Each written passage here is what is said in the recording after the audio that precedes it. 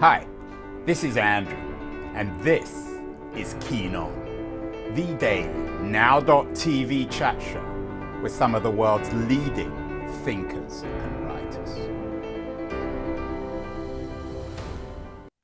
And not only writers, but analysts on writers, thinkers on writers, critics on writers, with my favorite literary critic, who has become a regular on the show, Bethanne Patrick, the book critic at the LA Times. We're turning this increasingly to a weekly show. And what better to talk about today on Monday, September the 25th, 2023, than artificial intelligence. Today, the Hollywood screenwriters reached a deal with the studios to end their strikes, dominating the headlines. A lot of it's connected with AI and their fear of AI. We've talked about it a lot on the show today. Everyone's familiar with the authors who are suing OpenAI.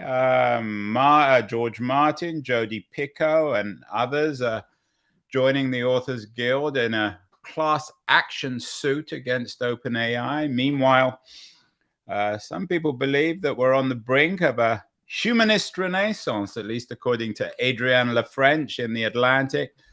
What is beyond doubt is that AI cannot be ignored, however we disagree on whether or not it represents an existential threat. And I know that Bethanne has been following all these stories very carefully. Bethanne, I sometimes ask this of my science fiction writers. How could you prove to me that you're not a bot, that you're the real Bethanne Patrick? I can prove that to you just by showing you how much I need a haircut, Andrew. I mean, bots can't grow this. I really need to get into the salon one of these days. But it's true. It's true. How can you prove these things? And I want to say up front that I am actually one of the authors who signed the Authors Guild letter in this suit. I am a proud member of the Authors Guild, and I'm also really happy about the results of the writer's strike. I know it's not really over, but this is great news to know that there is some kind of rapprochement happening. And of course, as you said, Andrew, a lot of this has to do with AI. A lot of this has to do with writers not wanting to become obsolescent. And we cannot ignore AI. We might like to put it in a little box over here and forget about it, but it's here and we have to deal with it. My personal hope, and I won't go too far into my personal feelings about it, is that it will become a tool and that we will learn how to regulate it the way we regulate other tools that we have. But right now, it is a hot topic in academia, in writing circles, really everywhere. So we need to talk about it. And of course, what better way for me to talk about it than to talk to you about some novels that are taking on the subject. And I think it's quite interesting to see how differently they each. Yeah, as I was saying to you, we were, or you were half joking that you didn't think either of us were huge science fiction fans. And I said before we went live that I don't think you can really write about the world today unless you're a science fiction writer, in part, unless you're doing pure history. I was pleased to see that one of the books you want to discuss is actually one I'm rather familiar with. Stephen Marsh is an old friend of mine, a Canadian bomb thrower, and he has a new book out, Death of an Author. I think of all the writers that we're featuring today, he's probably the most optimistic about AI and writing, isn't he, Bethanne? Optimistic, yes, and also fun about it. So what there are a couple of things I particularly like about this. And of course, Stephen Marsh is saying that Death of an Author was written by Aidan Marsheen. It's sort of a, a little bit of a Yeah, poke in. it's all a play on Right. Barthes' famous Exactly. And so 1967 essay. he goes immediately into how will this affect novelists, and of course he's got a literary critic whose name is an homage to one of the most famous detectives, investigators in literary history. So Gus has the last name of Dupin, of course, the celebrated French investigator. And so Gus winds up at the funeral of an author named Peggy Furman, who kind of resembles Margaret Atwood in the book. And he finds himself at the center of an investigation from a big language model company, a big AI company called Marlowe AI. Of course, another literary homage in that name. Here are a couple of interesting. Two, literally. I mean, even I know there are two there. What, Philip Marlowe and then the English writer. So there's all sorts. Exactly. There's two. Thank you. So, first thing I want to say about this book before I get into anything else is that it's from Pushkin Industries, which is Malcolm Gladwell's audio production company. And so it's available on Kindle and on audio, but not in paperback or hardcover, which is really interesting. It's a different. I don't know whether you've whether we're supposed to be doing our dirty laundry in public, but I've heard that Pushkin isn't doing particularly well. Have you heard that? You know, I have heard that. I cannot confirm it, but it is an interesting model. And so I am still compelled by it, intrigued by it, even if it's not doing very well. This is the thing. They tried something different. Not everything. Yeah, and it was Jacob Weisberg and Malcolm Gladwell, a couple of extremely heavy-hitting publishers. Yeah, Writers. Jacob from Slate, of course. Right, You know. and they raised a lot of money. So if they can't make this podcasting thing work, God knows who can. I know, but I do think that this is kind of an interesting book because what we haven't said is that it is Stephen Marsh's work. But what does that mean? Because he used 3 different kinds of AI generative engines. Let's see. I know he used ChatGPT. Cohere, and I can't remember Pseudo-Write. He used those 3 programs and put together a really fun and engaging murder mystery. So here's the interesting thing about that. And Laura Miller at Slate says this as well. But I was also really happy to tell you that it's a good. The death of an author is entertaining. And Marsh says, here's the thing. You can have AI put together all kinds of scenarios, all kinds of details, but it doesn't do very well at plot. It doesn't do particularly well at storytelling. And so Marsh says that's where he came in. He had to take all of this material that it was able to generate, that the 3 apps or programs were able to generate, and then put it together in a coherent story. And so, Peggy Furman, the character in the novel whose funeral Gus Dupin attends, says that there are all kinds of wonderful possibilities for AI. I don't know, but I do think that Death of an Author shows that there might be some interesting work for authors to do. Yeah, it's a partnership. I mean, what Stephen says is, and he's not alone in this, is that right. AI will always be a partnership. It's like when there was the algorithm, when there was software to play chess, it required a grandmaster to work with the software, and then you became a really unbeatable chess player. When you were, I mean, you're obviously, when people reading Death of an Author, Bethanne, you're aware of the AI dimension. Do you think that had you just picked this book up and just read it, would you have any idea that it was in part written by a machine? I would know that there were parts of it that did not read like other parts of it. I would definitely know that it was some kind of pastiche or some kind of change in writer, but that doesn't mean, let's say I had picked it up a year ago before we really used the term AI a great deal. I would know, this seems to have some parts that don't fit together as well as they should, but I wouldn't know that it was AI. And that seems an elemental error if it doesn't sound as if it's written by the same person. Well, it is. it's more a matter of flatness than of poor writing or syntax. It's more a matter of tone than anything else. So that's what I'm talking about. I'm not saying that it's poorly written in any way. That's kind of the scariest thing. Yeah, and the question, of course, is whether people will actually pay for this sort of stuff. Stephen is cautiously optimistic, but he's certainly no utopian when it comes to technology. Of the other 6 books you've chosen to discuss today, is there one that's particularly dark that sees this as a profound existential threat, not just to writers, but to humanity generally?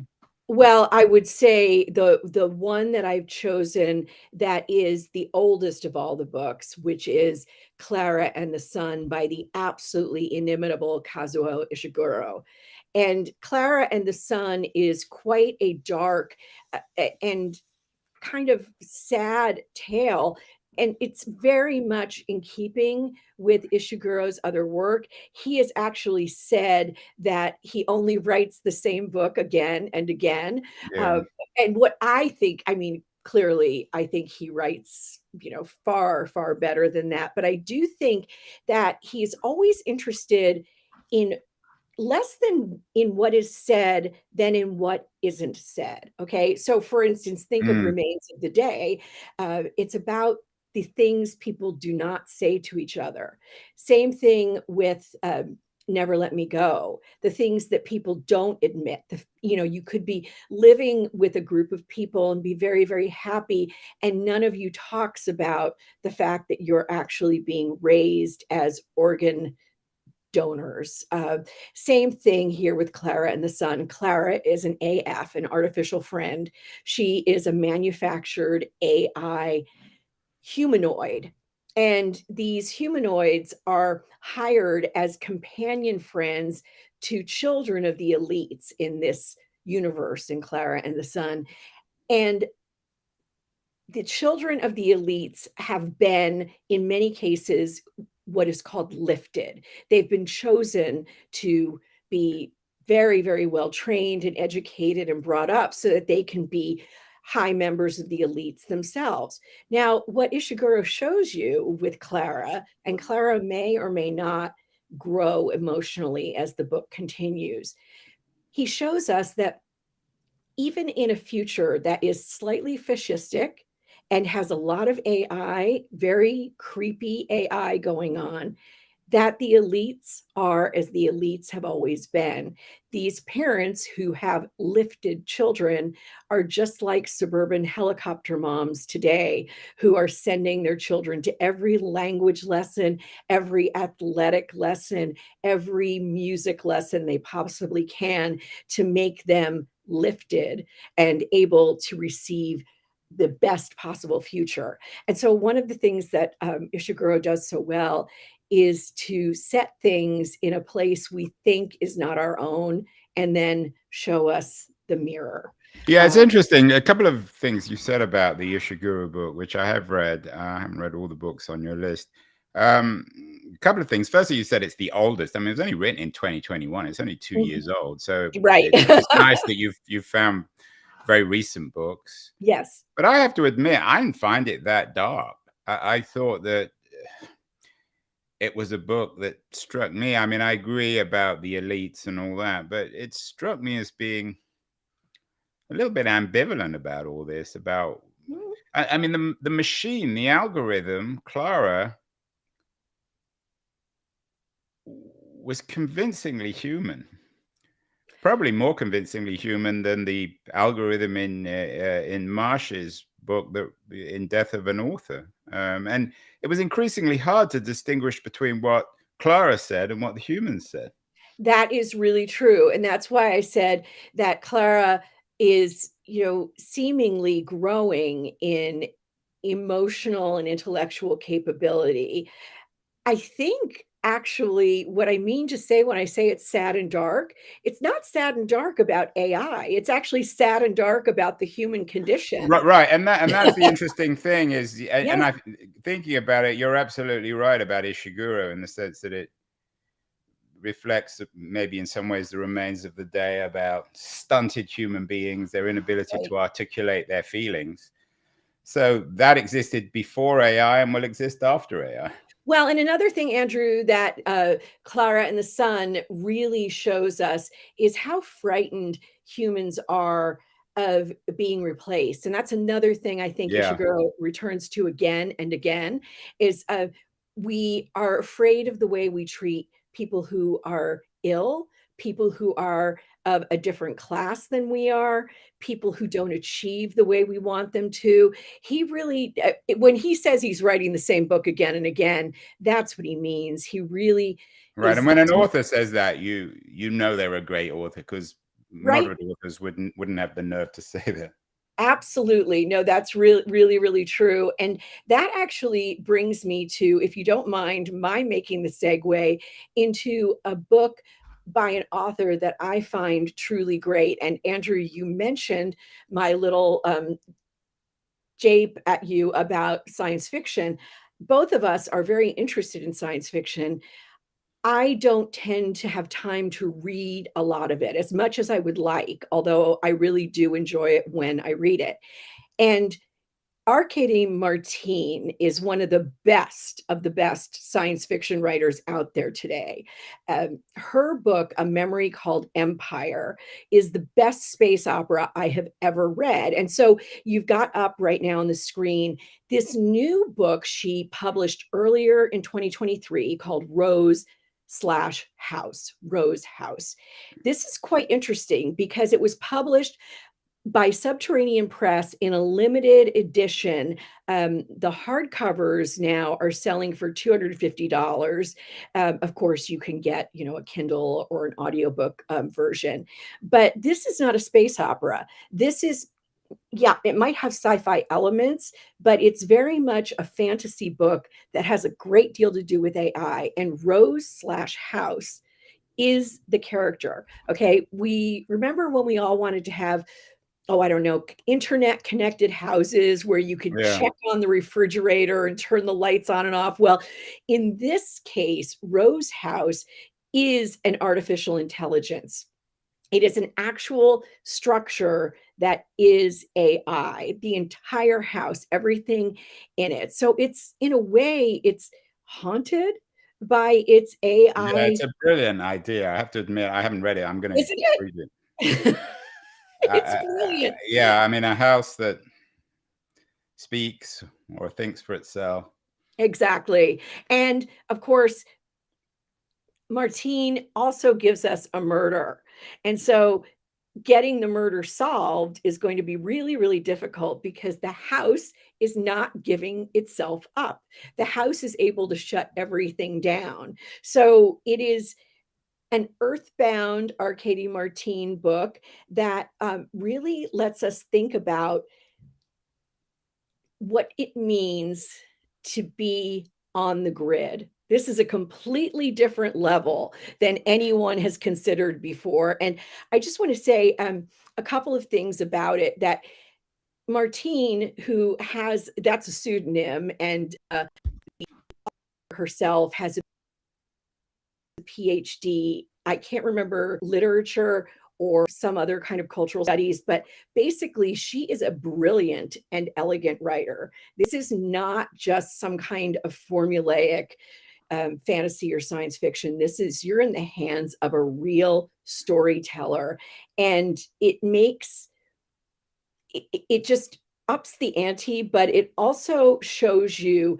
that someone can do something, as you said earlier, Andrew, you have to have sci-fi to write these days. And if you use sci-fi the right way, it is absolutely captivating. And can trump realism. I still love realistic. Yeah, and it I mean, there's so many rich literary genres. The notion of the haunted house obviously is reinvented here. And it reminds me when we used to go to CES in the old days, the Consumer Electronics Show. There was used to be a section of the show. It's the biggest tech show of the year, usually paid for by Microsoft or Intel, which talked about a smart home. So I assume that the idea of a smart home or the metaphor of a smart home is one of the themes, or maybe a not so smart home in this book. Well, as you said, it's such a brilliant idea, and I know that there are gonna be people just racing to write versions of Rose House, but Arcady Martine has done it first and Yeah, she's got there really, first. Don't bother. yeah, Try something absolutely more done it so original. well. No one can imitate it, really. We're going to take a short break. We are talking AI and literature with my friend Bethanne Patrick, the book critic of the LA Times, who's always got a wonderful take on our current rather surreal reality. Another publication that does very well making sense of our reality is our sponsor, Liberties, a quarterly journal of culture and politics. Excellent quarterly publication. I'm going to run a short ad for that, and then we'll be back with Bethanne. She's got 3 more very interesting books to think about in our world of AI and books, or maybe post-books, post-literature, post-language. So we'll be back in a second. Beyond the news, the noise, there is nuance, insight. Liberties is not just a journal of ideas. It's a meteor of intelligent substance. It's the place to be for engaged citizens. Politics, opinion, substance. Liberties is a triumph for freedom of thought. A quarterly of urgency, of cultural exploration, of intellectual delight, of immaculate prose. It's invaluable. Subscribe now or find Liberties at your favorite bookseller. And you can check out more about Liberties at libertiesjournal.com. You can even subscribe there. We are speaking with Bethanne Patrick, the book critic of the LA Times. We're having an AI conversation. We talked before the break about Clara and the Sun, Kazuo Ishiguro's wonderful book about artificial intelligence and smart robots and children in the not too distant future. I always thought also it was a book, the sun in the book is the god in this age of AI. And one of the books that you talk about has a wonderful title, maybe not After God, but After Word. Tell me about this book, the best title, I think, of the 6. Isn't it? I Bethanne. love this title. Nina Schuyler has published this with Clash Books, which is a small independent publisher, and I love to support those outlets. And I also love the fact that Schuyler is talking about what it might be in a world after words. So we've got Virginia.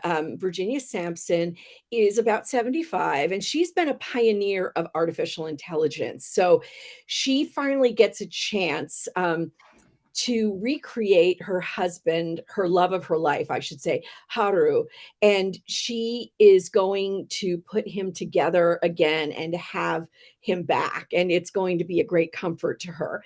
But then she finds out that the algorithm is spying for the Chinese government or for the Japanese government, and I'm deliberately leaving that unclear. And so the Chinese government is getting information via the algorithm that she's created to give comfort to herself. And so she frantically tries to get Haru, this algorithm, rebuilt, recoded, redone. But then she finds out about something that happened to him long in the past.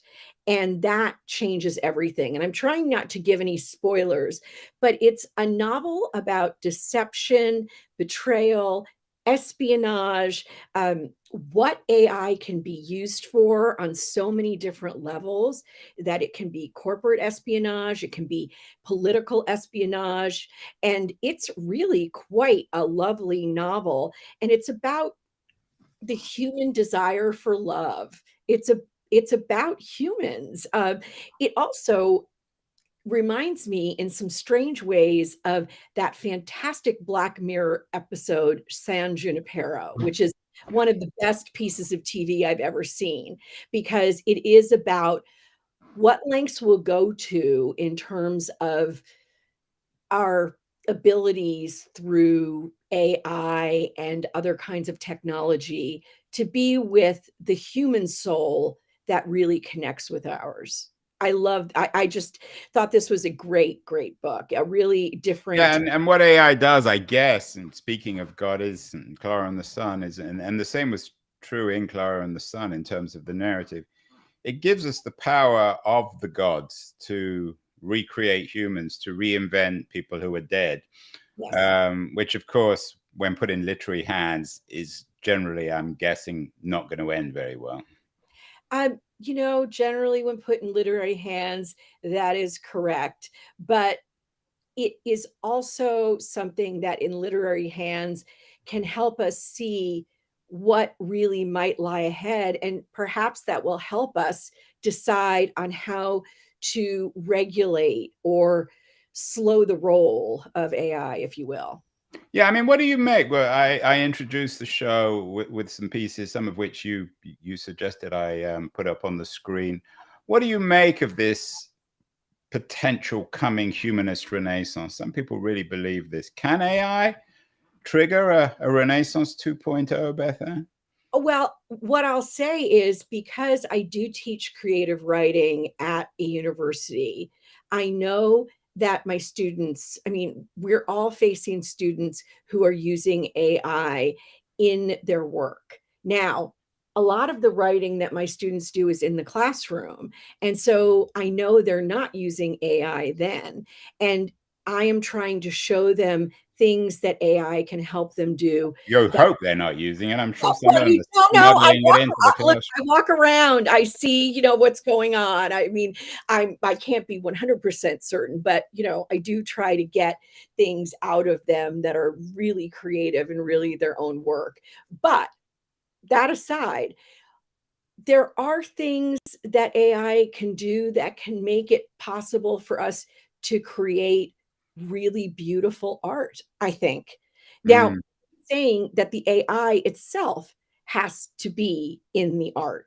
I'm saying, for example, when you're working on a book and you need to know about, competitive or comparable titles, ChatGPT can give you a terrific list of them. They won't be completely up to date because, as they tell us on ChatGPT, they only go up to 2021. But that's something that can be taken off your plate, and you can spend more time on the creative part of the endeavor. Now, I'm a little bit of a Pollyanna when it comes to this stuff, I admit. I completely admit it. I am hoping that AI will do good for humanity overall, but that requires humans to decide on some real restrictions about AI. Yeah, it's interesting you're talking about publishers. One of the things that unites three of the books you talked about is that they're all published by relatively obscure presses. Rose House, as you said, it's changing hands now for a lot of money. Afterword, that's put together by a small press, and then Death of an Author, which is put out by Pushkin, which isn't even a press. And yet the big publishers are getting their hands on it. And I'm sure many of the proposals and manuscripts that big publishers are seeing now touches on AI. Another of the books you talk about is Do You Remember Being Born by Shawn Michaels, literary fiction, big publisher. Tell me about this book. Well, this is actually from Astra House, I believe, which is one of my favorite publishers in terms of translated literature and authors from other places. And so Michaels actually won the Scotiabank, is it the Giller Prize? The Scotiabank Giller Prize, I believe, and is just a terrific new-ish author. And what I like Yeah, about Scotiabank Giller Prize. I'm just reading it off the screen. which is Canadian. And what I like about this book is Shawn Michaels is writing it as almost an homage to the great poet Marianne Moore. And Marianne, his protagonist, based off of Marianne Moore, also wears a cape and a tricorn hat the way Marianne Moore did in her real life. And so here we've got Marianne Farmer, and she's 75 years old, kind of like the character in Nina Schuyler's novel, and she wants to be able to help her son out in buying a house. But she is a poet. And even though she's world renowned, poets don't make a lot of money. So she's wondering what to do. And along comes an invitation from a tech company. And it says, look, if you write this poem with our bot, Charlotte, if you collaborate with our bot, we'll give you this much money. And so Marion, it's this is great. What an opportunity. And It's like Stephen Marsh and Malcolm right. Gladwell. That's right. And so she goes off to do this. And the book is quite interesting because, like some of the others on my list, it's less about interrogating the actual machinery of AI and the intricacies of AI than it is about human relationships. Because this one is about a mother who wants to help her son and his family, and so wants to say, what do I deserve after a life spent as a creative, a great creative, a world-renowned poet? Don't I deserve to get something for this? What do I get after a lifetime of this kind of work? And so it asks questions about what we owe our art when we're parents, what we owe our children when we're artists, and what we owe society when we decide to live a creative life. It's a very, very fine book. And I think it deserves a wide readership. I don't want people to think, however, that when they go into reading Do You Remember Being Born, that they are going to get a lot of sort of AI tech, Yeah. info. It's really a humanist novel. And in a way, it's the intellectual background to all these cases about authors suing OpenAI and these other platforms. They are the future, but the guardrails for their intelligence was helped by authors and also by social media. So, in an odd way, firstly, AI is the first time we've really created a true mirror of who we are. We've got to figure out who's going to be rewarded for that and who's going to profit. And who's going to suffer? And of course, who's going to suffer? That goes without saying. I mentioned the big publishers getting into this, and Macmillan, I know you're one of your favorite publishers. There's always a Macmillan book on your list. There are. They do have so many incredible imprints. And Meet Us by the Roaring Sea by Akhil Kumarasamy is a very, very intriguing book. It is so stuffed with ideas and plot.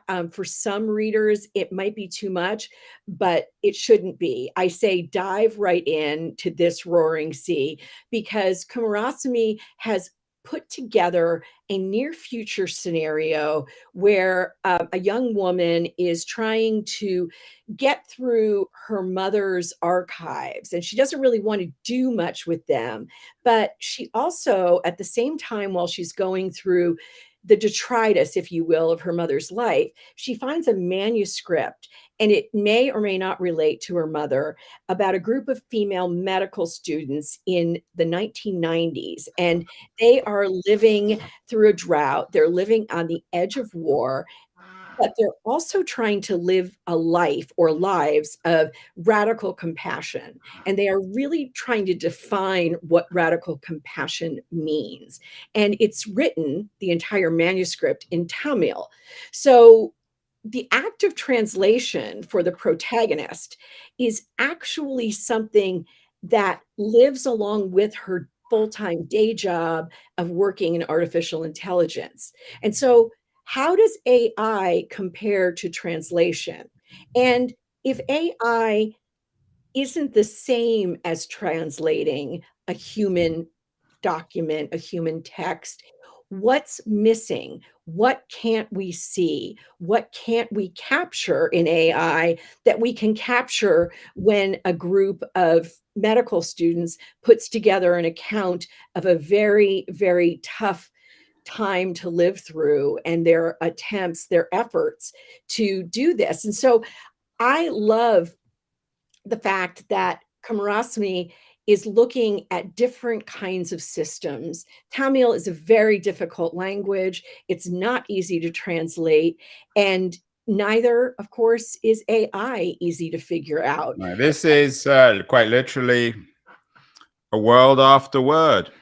Yes, The it world is after an word. after word. It's a world after word. And the thing that's most exciting to me, and that's because I am a humanist, I guess, at heart, is that radical compassion is the most difficult system in this book for anyone to figure out. Yeah, and I wonder whether we can have radical compassion in a world after word, or whether we need language. I'm sure there'll be many more books about this. As always, Bethanne, it's a pleasure and a privilege to talk to you. You have so much knowledge. God knows when you sleep. Is there one book? I mean, not everyone has your ability to read all these books. If there's one book that you would choose on AI for people just Out of beginning this to make sense of it, what would you suggest of the 6? it would have to be Clara and the Sun. Yeah. It's just the greatest. It is, as you said, it is ambivalent at the end about what it means to be an AI system like Clara, but it is a book of a truly deep thinker. And that, I guess, is what I really find to be the number one quality in the fiction that I read. So there you go. Clara and the Sun, Kazuo Ishiguro. I will put that absolutely hands down.